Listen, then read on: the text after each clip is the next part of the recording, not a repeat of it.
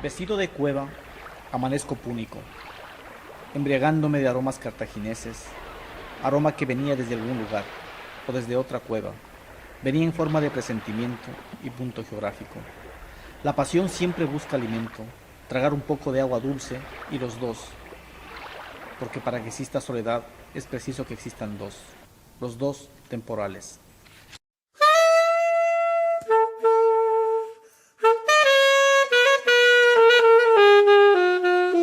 Mi nombre es Efraín Espinosa Falconi, soy ecuatoriano, nacido en Riobamba en 1963.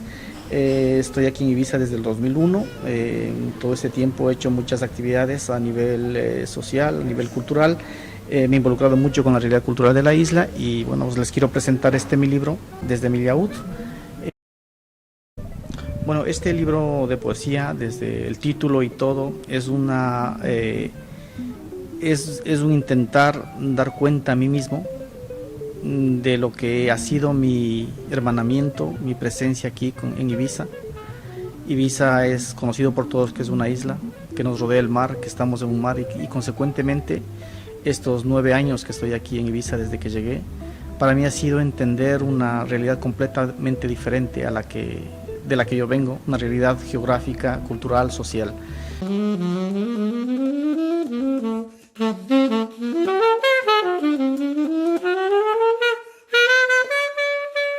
Con el tiempo me fui dando cuenta de ese aislamiento, de un poco el carácter ese de vivir en temporadas.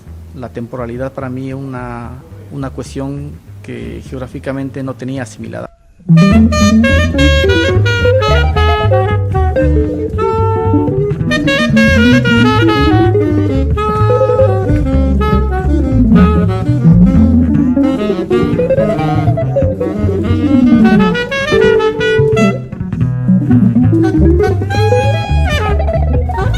Aquí, el viejo Whitman no tiene historia.